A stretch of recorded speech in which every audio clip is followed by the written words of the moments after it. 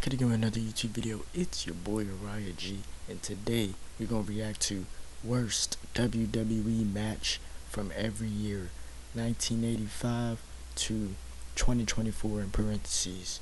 I repeat, we're gonna react to worst WWE match from every year, 1985 to 2024. Let's get right into the video. The worst match of each WWE year from 1985 to 2024.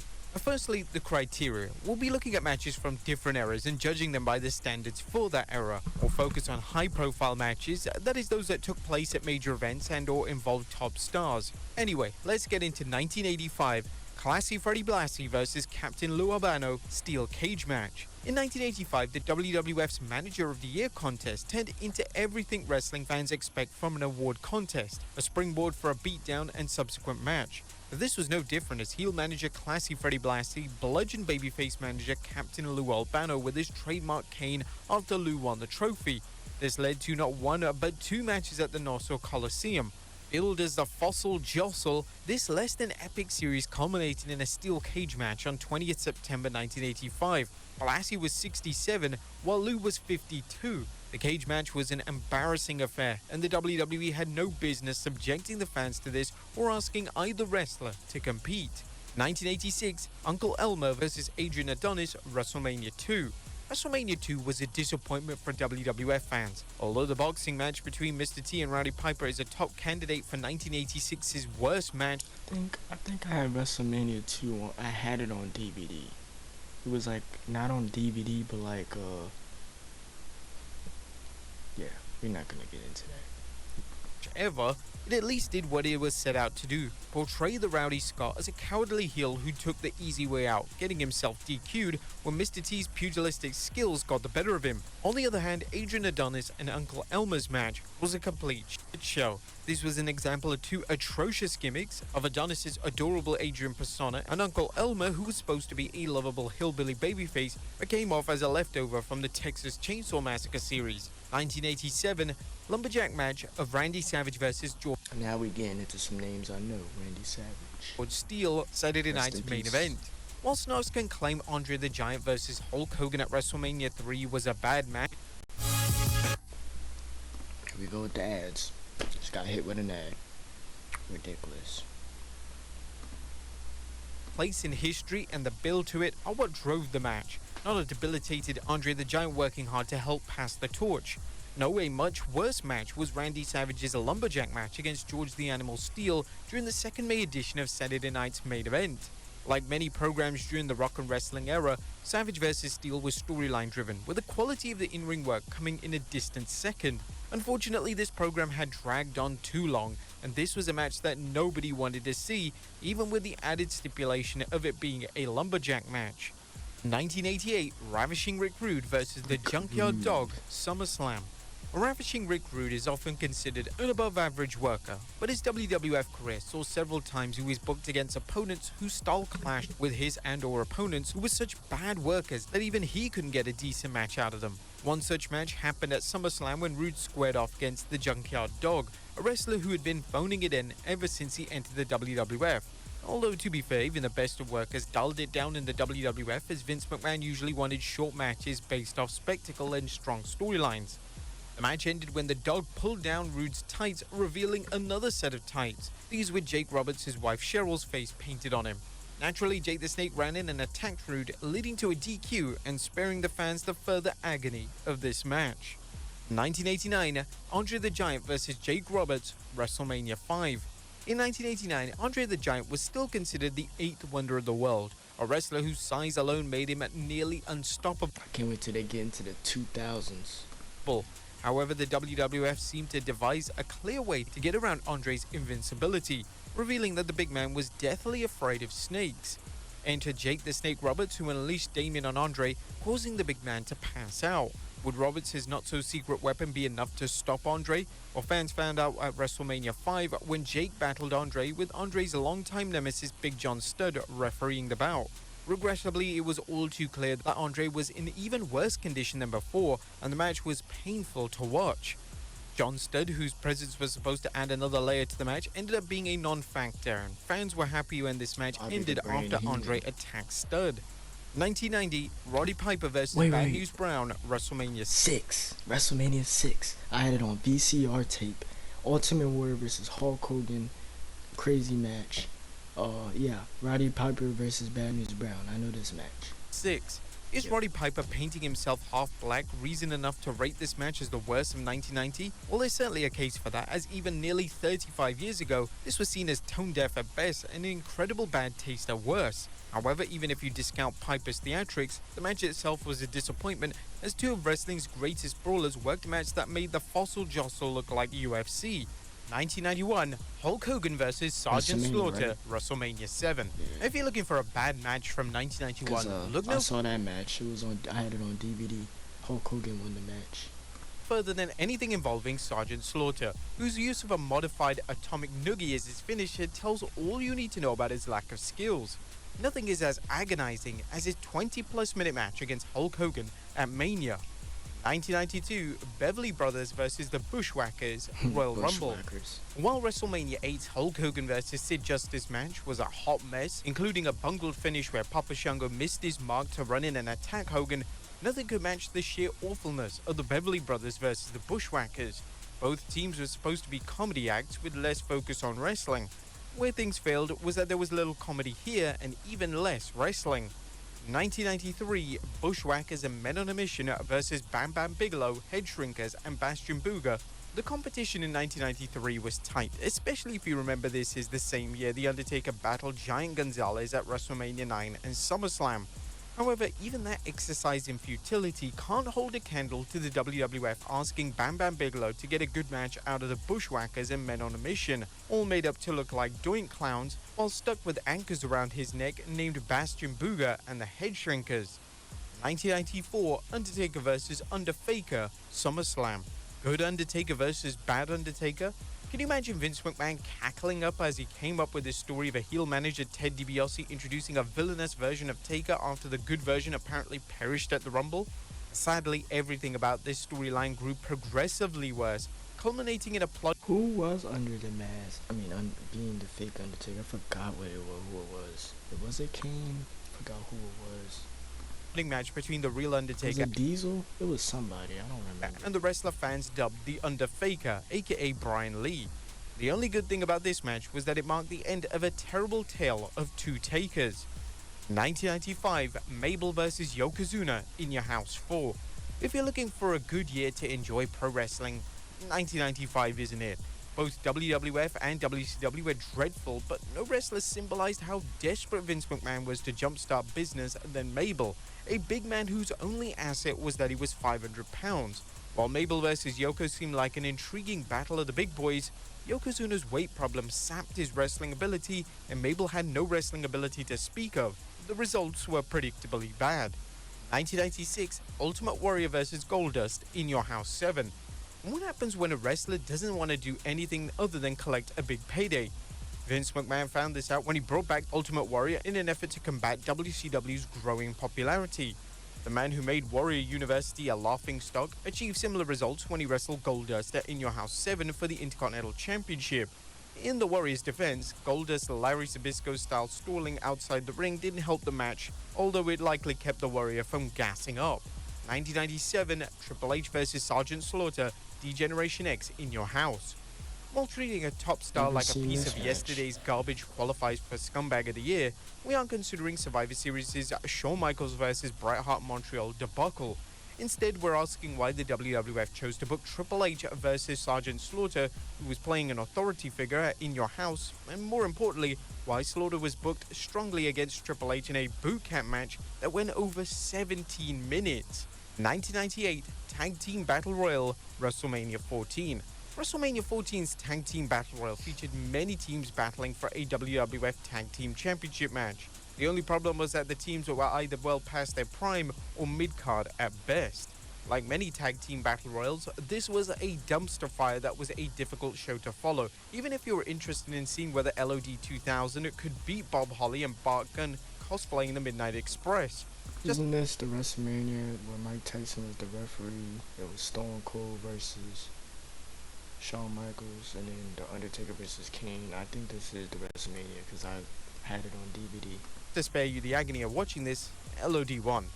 1999, Kennel from Hell, Al Snow vs. Big Boss Man, Unforgiven. If you think the Attitude Era was a golden age of one non-stop match after another, just tune into Unforgiven and watch the debacle known as the Kennel from Hell match between the Big Boss Man and Al Snow. Snow battled the Boss Man in a Hell in a Cell match, vowing vengeance for the Boss Man dog-napping Snow's pet pooch Pepper, then feeding it to Snow. As bad as that recipe was, it paled to the idea of throwing two wrestlers in the WWF's most brutal match at the time and surrounding the ring with another cage and dogs. The dogs using the ringside area for a public bathroom was a perfect analogy for this match. 2000, Pat Patterson vs. Gerald Briscoe, Hardcore Evening Gown match, King of the Ring. And nothing comes close to Pat Patterson and Gerald Briscoe's Hardcore Evening Gown match, and this was the same year the Cat battled Terry Runnels at WrestleMania. Both were horrendous, but come on, Pat Patterson vs. Gerald Briscoe in an Evening Gown match? Come on. 2001, Brothers of Destruction vs. Chronic, Unforgiven. What happens when a highly rated tag team enters the WWF and stumbles its way against Kane and The Undertaker in a high-profile match? If you're Brian Clark and Brian Adams of Chronic, you're told you have to go to the WWF's developmental territory, but Chronic refused, and that was the end of Chronic in the WWF. 2002, Bradshaw and Trish Stratus vs. Christopher Nowinski and Jackie Gator on Raw. In 2002 was the beginning of a noticeable decline in the quality of female wrestlers competing in the WWE, as the company quickly rushed women into the ring who were improperly trained. While Jackie Gator's tag team match with Christopher Nowinski remains one of the worst bouts in company history, Gator deserves a little blame as she should have never been thrown into a match with her level of training. 2003, Undertaker vs. Big Show and A-Train, WrestleMania 19. The Undertaker's WrestleMania streak has featured some epic bouts, but 2003's handicap match was one of the most randomly thrown together bouts ever. The novelty of Taker facing two wrestlers just didn't pay off, resulting in a boring and meaningless match. 2004, Undertaker vs. Dudley's Concrete Crip match. A 1-on-2 handicap match. SummerSlam 2004. Speaking of handicap matches and the Dead Man, SummerSlam's match between The Undertaker vs. the Dudleys revolved around a gimmick that seemed to ensure the Dudleys' victory. The Phenom's manager Paul Bearer was trapped in a chamber that slowly filled up with concrete, with the Dudley Boys' manager Paul Heyman managing a control that poured more concrete in it. If Taker let Devon and Bubba Ray win, Paul Bearer would be spared. Incredibly, The Undertaker won and drove off Heyman. However, rather than saving Paul Bearer, he pulled a switch, apparently burying Bearer in concrete. Yep, a good WWE match always needs a quick death in them. 2005, Akibona vs. Big Show, WrestleMania 21. A common theme in bad matches is ridiculous stipulations. A WrestleMania 21 sumo match between sumo star Akibona and the Big Show is just another example. Was the WWE hoping to draw sumo fans to the company by hosting this match? If so, it didn't pay off, and the work sumo match was a snooze fest that wasted everyone's time. 2006, The Undertaker vs. Big Show, Punjabi prison match, Great American Bash. The WWE's decision to book The Great Khali vs. The Undertaker in a Punjabi prison match offered hope that it could hide Khali's many faults in the ring. While no one was sure what the match was, it became irrelevant. I think this is the same time when Great Khali had the World Championship, like around the time where he was getting the push, like when he first got into the company. The WWE had to replace Khali with the Big Show after Khali was not medically cleared. This was false hope though, as the match's rules proved confusing, and it ended up in a cheap finish where the Big Show accidentally eliminated Taker from the cage. At 2007, The Great Khali vs. Batista, SummerSlam. And just how bad a wrestler was the Great Khali. Not only did he stumble around the ring, Shawn Michaels once had to tell him which way to stand so he was facing the camera during a Royal Rumble match. Not surprisingly, Khali couldn't be counted on to stink up the joint whenever he wrestled, and SummerSlam was another example of Vince McMahon's obsession with pushing big men despite any big talent. 2008, Big Show vs. Great Khali, Backlash. Are you sensing a pattern here? Well, despite his many shortcomings, the Great Khali was still in the WWE by 2008. His Backlash match against the Big Show might have been a classic hoss fight, but there was one problem: the Great Khali. 2009, Santino Marella vs. Chavo and Vicky Guerrero, Extreme Rules. But just for the sake of not taking the easy way out, we're not going to pick the Great Khali vs. Dolph Ziggler at 2009's worst match. On the other hand, the hog pen handicap match between Santino Marella and the tandem of Vicky and Chavo Guerrero had no business airing on regular TV, let alone a pay-per-view. 2010, Vince McMahon versus At Bret Hart. WrestleMania. Hi, we're visible. I really, I remember at WrestleMania. 6. Now, in case you're wondering, the Great Khali versus Chris Jericho's match on Raw was a strong candidate, but nothing compared to the farce of Vince McMahon battling Bret Hart at WrestleMania 26. Even the smoke and mirrors protecting Bret couldn't hide how bad the match was or how plausible the idea of McMahon convincing Hart's family to betray him was. 2011, Kelly versus Brie Bella, Money in the Bank. The Divas era was in full effect in 2011, with the women's division largely revolving around eye candy. Such was the case with Kelly and Brie Bella, whose battle at Money in the Bank showed just how little Kelly had come since her in-ring debut and how far Brie had to go before she earned the fans' respect. 2012, John Cena vs. Michael Cole, 4th June 2012 Raw. The idea of putting long-time announcer Michael Cole into matches was a horrendous idea when WWE pushed a Cole vs. Jerry Lawler feud. Naturally, the WWE ignored fans' disgust and continued Cole's wrestling career, leading into facing John Cena on Raw and suffering another embarrassing loss. But not as embarrassing as fans had to explain to non-fans what they had just witnessed. 2013, Women's 7-on-7 Elimination Tag Team Match, Survivor Series. While the Divas era deserves much criticism for focus on looks rather than wrestling, fans know there were still some skilled workers and that several of the female superstars work hard to improve. Despite these efforts, the WWE often treated the division as an afterthought, such as 2013's match where 14 women wrestled for a scant 11 minutes, with little time for anyone to shine. 2014, Cameron vs. AJ Lee Elimination Chamber. They need to bring back AJ Lee. Y'all think so? Following what was by far one of the most underrated matches on the card of the Wyatt family versus The Shield, we then got Cameron versus AJ Lee for the Divas Championship. As soon as the bell rang, it all went downhill from there. Sloppiness was on full display by Cameron, missing several spots, shenanigans by Tamina, the ref DQs in 3 minutes, utter shambles. 2015 Royal Rumble match, Royal Rumble. Roman Reigns when The Rock helped him win. Cancelled WWE Network. I believe they wanted the fans wanted Daniel Bryan to win. Trending on Twitter the day after the 2015 Rumble speaks volumes as to how the WWE Universe reacted to the match's finish, where The Rock returned to help Roman Reigns win against the Authority's outside interference. While some fans were already tired of how strongly the WWE was pushing Reigns, more fans seemed angry at Daniel Bryan's elimination, and the match was seen as a reflection not only of average wrestling, but predictable and boring booking. 2016, Brock Lesnar vs. Dean Ambrose, WrestleMania 32. Brock Lesnar was still the WWE's top dog in 2016 when Dean Ambrose decided to make a name for himself. As crazy as the idea of Ambrose having any chance against Lesnar seemed, booking Dean in a no-holds-barred street fight seemed to even the odds. However, the resulting match failed to entertain as even the treasure trove of weapons failed to give them any edge. 2017, Randy Orton. I mean, I didn't really think that Dean Ambrose was going to beat Brock Lesnar. I mean, do you guys think that he was going to actually beat him at WrestleMania? I mean, I don't know. Versus Bray Wyatt, WrestleMania 33.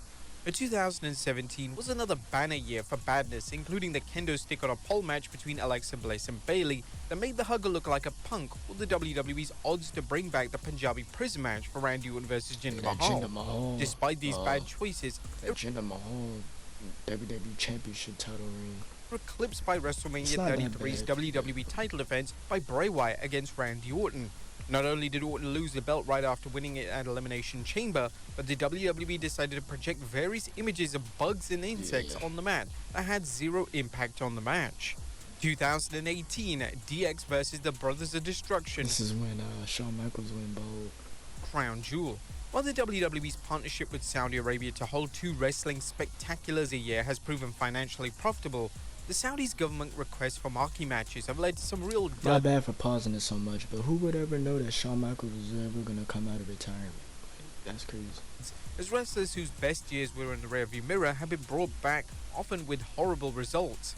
The dream match between Shawn Michaels and Triple H, aka DX, against Kane and The Undertaker, aka the Brothers of Destruction, turned into a complete nightmare, as it was clear all 4 men were out of step, and the ensuing blunders were many. 2019, Seth Rollins vs. The Fiend, Hell in a Cell Extreme Rules. Now this was a hard one.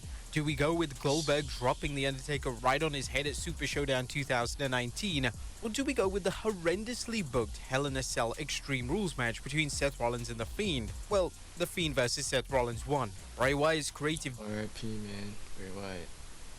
Still sad to this day. genius is undeniable, but as fans saw throughout his career, the WWE didn't always know how to take his ideas and use them effectively in 2019. I feel like they used him right in the WWE. I mean, he had a good career overall. Like, when he first came into the WWE, not even NXT, like, when he made his debut and attacked him and Eric Rowan and Luke Harper when they all attacked Kane and everything, like the Wyatt family's feud with the Shield, then Bray Wyatt going solo, doing his own thing. He won titles, WWE Championship, Universal Championship, Tag Team Championship. I mean, he had a good career.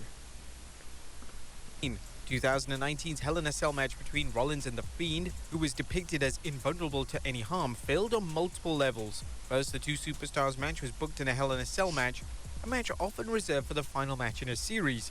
Second, the match ended in a referee stoppage, which violates the match's clear rule that there must be a winner by pinfall or submission. The WWE clearly didn't think this match through, as Rollins hit The Fiend with everything he could, only for The Fiend to keep getting up. This got tiresome after a while, and the finish of Rollins burying The Fiend under a pile of chairs and other weapons, leading to a ref stoppage, angered the fans, and worse, turned them against Rollins, who was even a babyface at the time. There were, count 'em, 11 curb stomps in this match. 11. And that still didn't put The Fiend down. 2020, Seth Rollins versus Rey Mysterio, eye for an eye match, Extreme Rules. If you can have an extreme match, why not make the stipulation that you can only win by taking out your opponent's eye? One problem is what you do when you've already taken out one of your opponent's eyes, and a victory means your opponent is now blind. Despite the obvious plot holes, the match turned out to be a dud as both wrestlers plodded around in and out of the ring trying to weaken their opponent enough to take an eye out. Seth Rollins eventually won with him throwing up on the outside of the ring, and as we know, Rey Mysterio's eye grew right back. 2021 Damian Priest versus The Miz Zombie Lumberjack match, Backlash. The WWE made some serious bank with product placement, and as fans saw in 2021's Backlash, it doesn't matter how ridiculous it is as long as the check clears. The Lumberjack match between Damian Priest and The Miz saw the return I could not stand the pandemic era of a rarely used stipulation, but everything fell apart when the WWE announced that the Lumberjacks were actual zombies. This not-so-minor detail was used to promote the film Army of the Dead, but it turned what might have been an exciting match into a laughable dud. 2022 Men's Royal Rumble. How can you ruin one of the most anticipated matches of the year? While the exact details remain unknown, it appears that Shane McMahon made some poorly received changes to the match, including putting himself over strongly established WWE superstars. It got so bad that Vince actually even released Shane McMahon right after the pay-per-view. The finish of Brock Lesnar winning didn't help either, but the match was seen as a complete disappointment on many levels, including its overall lack of quality. 2023 Ronda Rousey versus Shayna Baszler, SummerSlam. Oh boy, 2023, there's so much to choose from. Gable Steveson versus Baron Corbin? What about Pat McAfee versus The Miz? Bray Wyatt versus LA Knight in that god-awful match at the Royal Rumble? Or how about Shane McMahon tearing his quads just seconds into a match? Well, none compared to Ronda Rousey's final match at SummerSlam. Rousey, who supposedly wanted to elevate Baszler by putting her over, worked another low-energy match that failed to entertain and gave fans no reason to think that Baszler was Rousey's successor. In 2024, Hayden Carter and Katana Chance We're not even done with 2024. versus Candice LeRae and Indy Hartwell on Raw. As disappointing as Jey Uso versus Jimmy Uso's WrestleMania 40 bout was, it wasn't that bad. On the other hand, Maxine Dupree routinely works awful matches regardless of her opponents. However, you at least have to give her credit for trying to improve. On the other hand, we don't know what's going on with former WWE Women's Tag Team Champions Kaden Carter and Katana Chance, who went from heroes to zeros as soon as they won the titles. The less than dynamic duo's 18th March match against Candice LeRae and Indy Hartwell on Raw is another example of a strong NXT team falling apart as soon as they're promoted. But there you have it, folks. Alright, well, that was worst WWE match from every year, 1985 to 2024. Tell me, guys, what you want to see next in the comments down below. I got more reaction videos coming. You guys also tell me what's the worst wrestling match that y'all seen. And yeah, more videos coming. Subscribe, like, comment. And yeah, Uriah out.